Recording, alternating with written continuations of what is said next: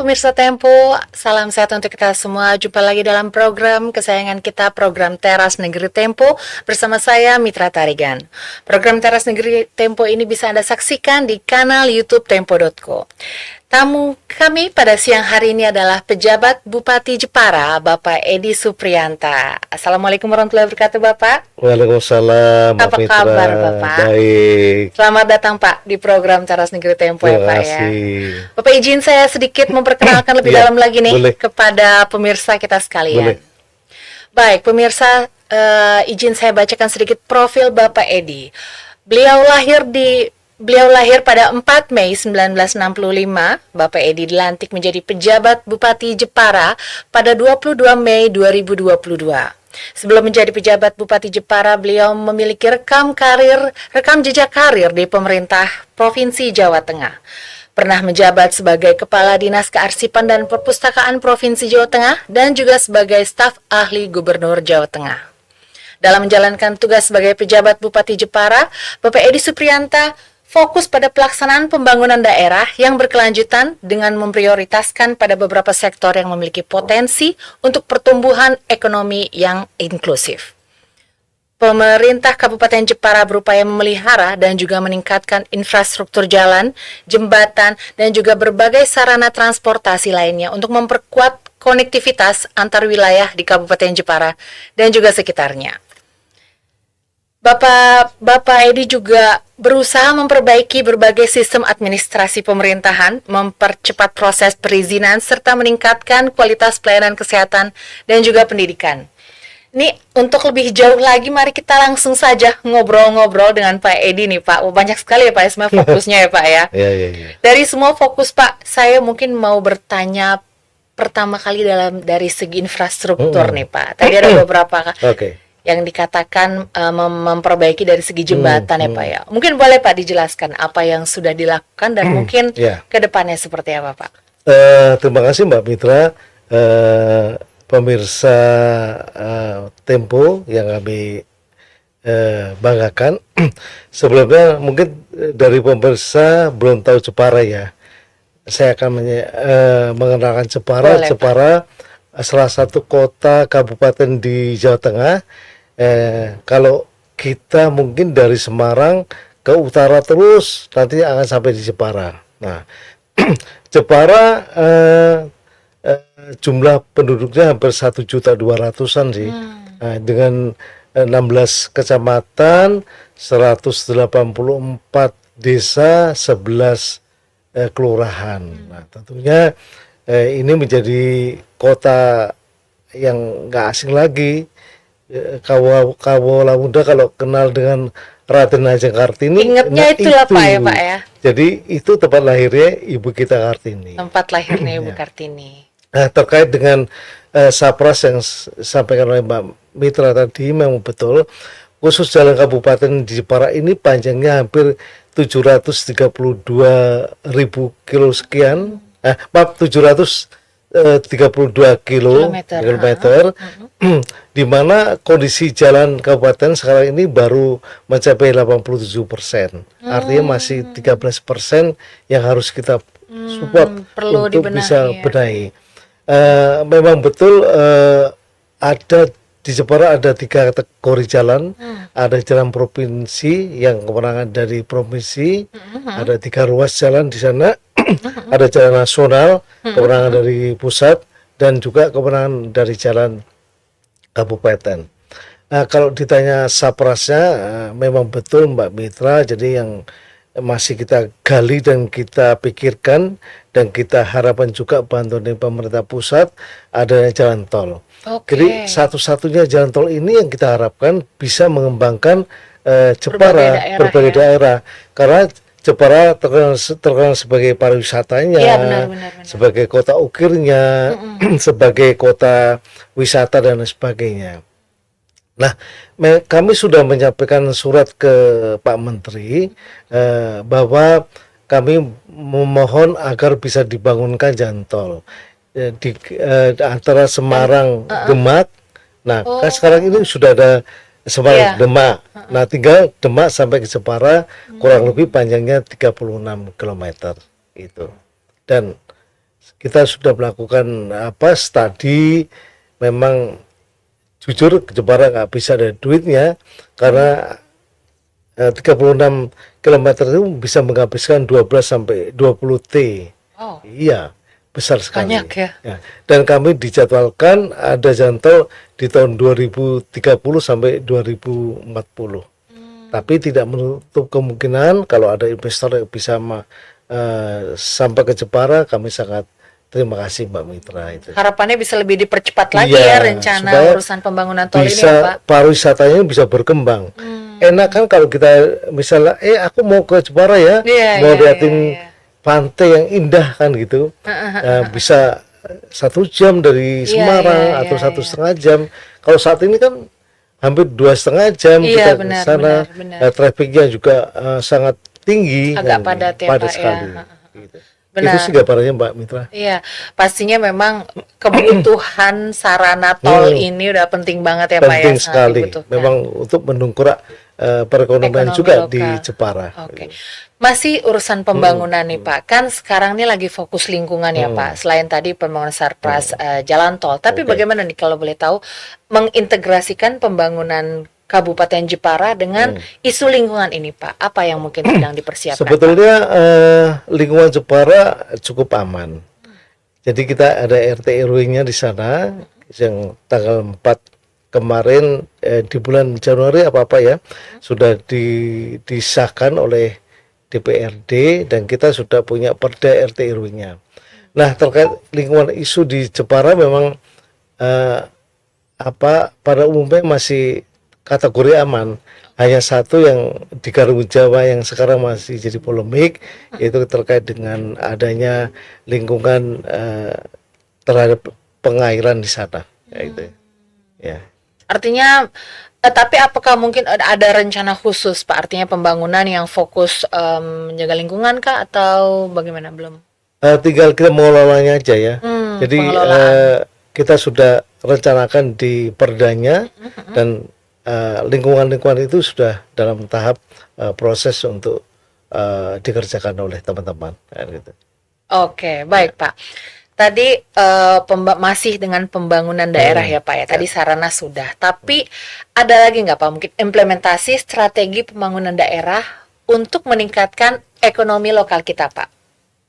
Gini Mbak Mitra. Jadi sebetulnya meningkatkan ekonomi lokal itu banyak sekali. Faktornya banyak ya Pak? Ya, UMKM kita di Jepara jumlahnya ada 84.000 orang pengusaha UMKM yang perlu kita support untuk bisa meningkatkan lokal. Ekonomi kita. Kami setiap minggu ada event-event terkait dengan bisa menggerakkan UMKM.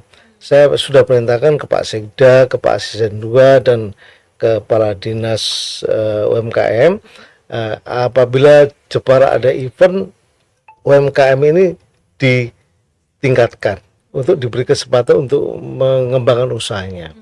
Terkait dengan itu juga Jepara kemarin mendapat juara 1 terkait dengan pengadaan barang. Ya, jadi kita sudah toko daring kita hampir setiap saat kita pesan dengan UMKM yang ada di Jepara gitu. Misalnya ada rapat, snacknya dari Jepara, mana-mana Jepara lah. Gitu. Tadi menarik Pak, artinya setiap minggu tuh ada event ya Pak ya untuk teman-teman UMKM daerah kita ya Pak ya. Artinya apa nih? Maksudnya event ini lebih ke mempertemukan saja antara konsumen dengan para UMKM kita atau pelatihan atau apa nih Pak kira-kira? Jadi sebetulnya usaha-usaha yang dilakukan oleh Pemda Jepara banyak sekali UMKM ya, termasuk memberikan pelatihan-pelatihan kepada masyarakat. Misalnya dalam waktu dekat ini kami sudah perintahkan bagaimana kita untuk memberikan kesempatan UMKM berjualan di pantai. Nah, tanggal 12 Mei besok salah satunya adalah membuat event yang di pinggir pantai. Kita menampilkan budaya-budaya tradisional Jepara, tarian budaya Jepara di pantai Bandengan. Nanti kita panggil UMKM di sana untuk berjualan, untuk kita pesan makanan di sana. Dan kita panggil juga event-event lain dalam rangka mendorong pengembangan UMKM. Termasuk besok kami akan mengenalkan kopi dari Jepara. Oh, ada. Ada. Jepara di samping ukir juga terkenal, ada kopinya. Perkenalkan ukir selama ini apa ya, tapi ternyata kopi juga ada.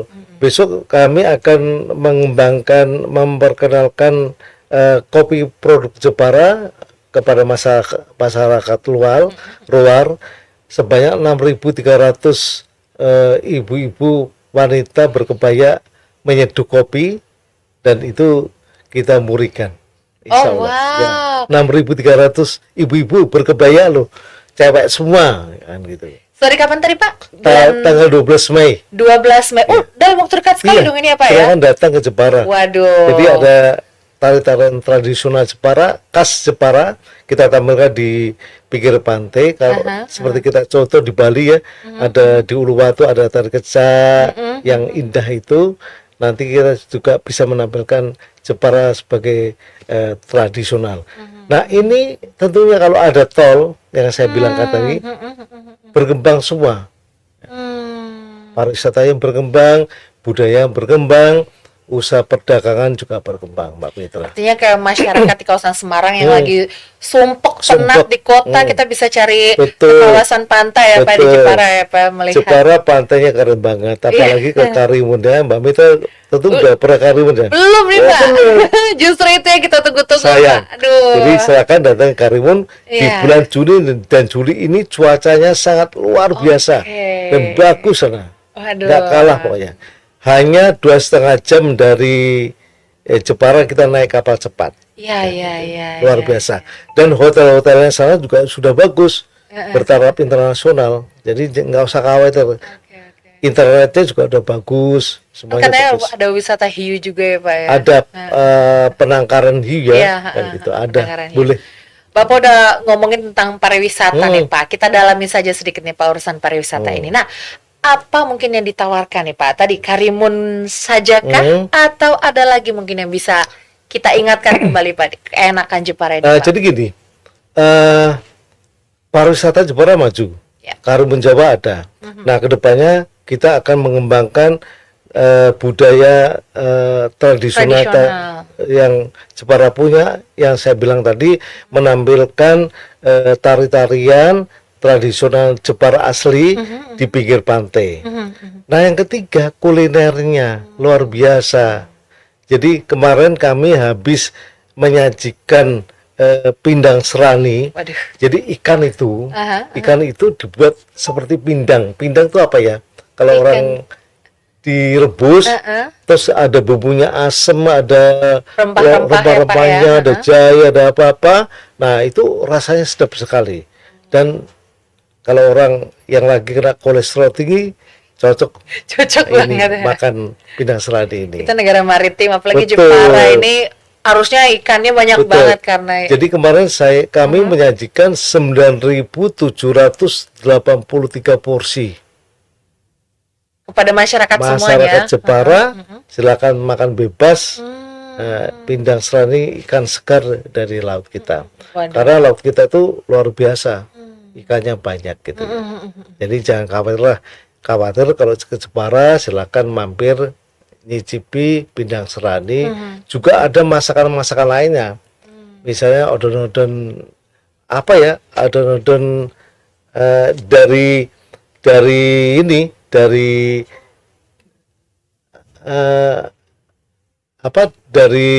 jahe, kelapa atau diparut gitu. Itu rasanya juga enak. Ada minuman lain di situ, ya.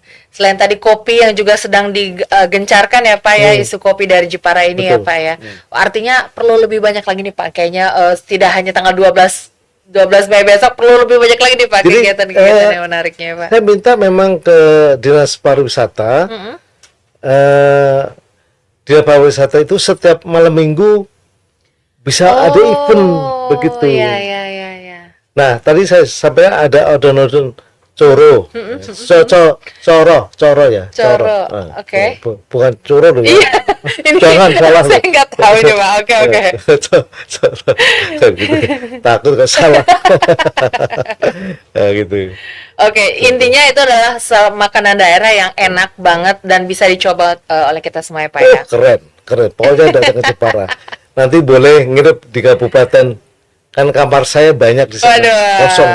menarik. Boleh. Yang mau nginep di Gitu ya. kawasan dekat pantai boleh, yang mau nyebrang Boleh. ke Karimun juga boleh banget ya Boleh Pak banget, gitu. Nanti dapat diskon ya. Boleh. Pak, tadi pariwisata sudah banyak sekali nih Pak Betul. sebenarnya yang bisa kita kembangkan lagi ya Pak ya. Tapi Pak dari segi pelayanan umum Pak kalau boleh tahu, apa mungkin yang inovasi apa yang mungkin yang sudah dilakukan tuh Pak? Gini Mbak Mitra, jadi kita ini membuat inovasi-inovasi baru. Kami sampaikan ke Pak Seda, ke Pak Asdua dan Kepala PTSP, dia yang pelayanan pabrik. Pelayanan publik ya. Pelayanan publik. Ya. Ini memang sudah semuanya terintegrasi. Ada 81 layanan publik yang berintegrasi. Jadi masyarakat tinggal datang ke sana, nanti ditunggu dan lain sebagainya. Saya minta one day service 1 hari jadi dan gitu. Jadi nggak usah khawatir, semua pelayanan yang ada di Jepara sudah dalam satu atap. Jadi nggak usah kemana-mana, termasuk juga kita beri kesempatan dengan imigrasi, dengan kepolisian, kejaksaan, semuanya ada di sana ya. Jadi walaupun kota kecil, tapi layanan kepada masyarakat juga kita perhatikan. Termasuk layanan pengaduan, bisa ada WA ke saya langsung. Jadi begitu saya dilantik tanggal 22 Mei 2022. Konsep saya adalah Langsung, Wakil Bupati aja. Wakil Bupati itu apa sih namanya? Lapor ke Bupati. Ya, lapor langsung ya. Langsung. Jadi kami sampai sekarang sudah banyak pengaduan dari masyarakat. Dan saya ada grup dengan kepala OPD. Setiap ada pengaduan saya sampaikan ke teman-teman kepala OPD dan hasilnya luar biasa. Mereka one day langsung 1 hari eksekusi. Kalau memang nggak bisa, ini nomornya, kamu telepon ke sana beri penjelasan. Yang penting masyarakat diberi penjelasan secara baik. Oke, ya secara baik. Termasuk juga saya sudah perintahkan masalah kesehatan. Oke. Nah, jadi ada orang sakit, orang nggak mampu, saya udah bilang sama kepala dinas kesehatan, Parani itu apa sih? Jemput tuh. Jemput orangnya ya. jemput. Kalau memang nggak duit, antar ke rumah sakit. Paling nggak ke puskesmas, dijemput pakai ambulan, diperiksa dan sebagainya. Jadi telepon ke puskesmas, telepon ke rumah sakit silakan. Memang gitu. Atau WA ke saya. WA saya, telepon saya ini memang saya sampaikan ke masyarakat. Dan nggak pernah mati. Makanya sudah 2 kali ganti nih. Jebol ya Pak ya, ternyata banyak ya laporannya ya. Coba nih Pak Asisten, Pak Satu tuh sering kirim laporan pengaduan masyarakat ya. Jadi masyarakat merasa senang. Kalau ada laporan apa aja masalah yang ada di Jepara sampaikan. Kita terbuka 24 jam. Oke. Artinya harapannya cepat ya ditangani berbagai pelayanan publik ini ya Pak ya. Tentunya ditangani dengan aturan yang ada ya, nggak ngawur gitulah. Gitu. Ya, tadi Bapak sudah mention soal kesehatan Pak. Stunting menjadi salah satu isu nasional yang heboh lah di mana-mana nih Pak. Betul. Apa nih Pak terkait stunting dari Kabupaten Jepara yang apakah sempat meningkat? Pastinya ya harapannya juga itu seperti apa? Stunting kita cukup bagus penanganannya. Jadi sampai dengan 2024 sampai April ini kita masih tersisa kurang lebih 4.000 anak-anak yang perlu kita tangani. By name by address. By name by address, di kecamatannya ada, di desanya ada. Saya minta dinas kesehatan kemarin juga bisa briefing. Terus dikejut harapannya 2024 ini stunting sudah selesai ya. Nanti saya selesai. Saya ini kan PJ Bupati PJ doang kan, bukan definitif. Jadi saya minta laporan-laporan yang kaitan stunting ini perlu kita laporkan ke Pak Mendagri dan sebagainya. Alhamdulillah ada penurunan tingkat stunting ini. Masih 4.000, masih 4.000-an. Dan insya Allah di 2024 ini kita bisa genjot lah. Kita sudah siapkan anggaran cukup besar di 2024, termasuk juga pemberian makanan tambahan kepada anak-anak, ibu hamil, semuanya ada di sana. Termasuk kesehatannya, termasuk RTLH semuanya kan. Stunting ini kan nggak bisa, ini aku beri makan gitu kan, enggak. Tapi airnya juga sehat, rumahnya juga sehat, lingkungannya juga sehat gitu. Tapi Jepara termasuk bagus lah ya, 18,09%. Nah, tapi saya sudah minta turunkan lagi supaya bisa turun, dan semuanya harapannya 2024 stunting udah nggak ada lagi gitu. Baik. Tadi masalah stunting dan tentu saja masalah lain ya Pak ya, di kemiskinan juga ya Pak ya. Itu kan membutuhkan tidak hanya intervensi dari pemerintah saja ya Pak ya. Nah, kalau boleh tahu nih Pak, bagaimana upaya Bapak mengayomi masyarakat, artinya partisipasi masyarakat itu seperti apa nih Pak di Kabupaten Jepara? Kalau boleh tahu Pak. Tadi stunting udah ya. Saya nyangkut kemiskinan. Boleh. Kemiskinan makro kita masih di angka kemarin 6,61%. Jadi tahun 2022 6,88%, sekarang 6,61%. Jadi ada masih kurang lebih yang ekstrim, yang makronya tuh 23.000 orang yang harus kita perhatikan di 184 184 desa ya. Ada BNM, Beatrice-nya, kecepatannya ada, dan alapannya juga komplit kan gitu. Nah, saya minta juga kepada Pak Camat, kepala desa untuk bisa mensupport ini, memperhatikan semua yang terjadi di lapangan. Saya harapkan Pak Camat, kepala desa, kalau di Jepara itu kan kepala desa dipanggilnya petinggi ya. Petinggi memperhatikan juga kebutuhan masyarakatnya. Harus hafal berapa sih warganya siapanya gitu yang stunting di mana, anaknya siapa, bayinya terus semuanya harus hafal gitu. Jadi upaya-upaya ini sudah kita lakukan, dan ada anggaran 105 miliar yang digunakan untuk penanganan stunting di tahun 2024 itu. Oke, artinya sudah by address, seluruh petinggi juga sudah diworo-woro agar mewaspadai warganya ya Pak ya. Terkait dengan kemiskinan tadi memang tidak terlepas dari investasi ya. Investasi adanya, kita buka usaha-usaha di Jepara. Kalau Jepara itu ada 174 pengusaha asing yang menanamkan investasinya di Jepara, dan tahun 2022 kita bisa investasinya itu 8, sekian T yang bisa mendapatkan tenaga kerja hampir 160.000 orang bisa bekerja. Artinya dengan orang bekerja, kemiskinannya juga pertama menurun kan begitu. Makanya bagus kemiskinannya di Jepara ini kan turun terus dari 6,88% menjadi 6,61%. Oke, artinya harapannya semakin banyak nih investasi yang datang dan menangani kemiskinan, juga stunting yang pastinya kan membutuhkan banyak sekali faktor ya Pak ya. Baik. Tadi Bapak sudah ada gimana teman-teman? Tadi Bapak sudah katakan soal kerjasama antar warga ya Pak ya, partisipasi masyarakat hingga ke petinggi, artinya kepala desa Pak. Dari segi kerjasama mungkin ke sektor pemerintah daerah, juga pemerintah provinsi, apa nih Pak kira-kira yang masih dibutuhkan Kabupaten Jepara tentu saja untuk kerjasama dengan pemerintah lainnya nih Pak? Dengan pemerintah pusat yang satu adalah jalan tol. Kami berharap berkenan nanti jalan tol di Jepara ini bisa segera realisasi, nggak usah harus nunggu 2030, kelamaan kan. Sekarang 24. 2024, 6 tahun lagi kan lama juga kan. Iya, Saya udah pensiun tuh. Yang kedua, jalan-jalan provinsi kan masih banyak yang harus ditangani.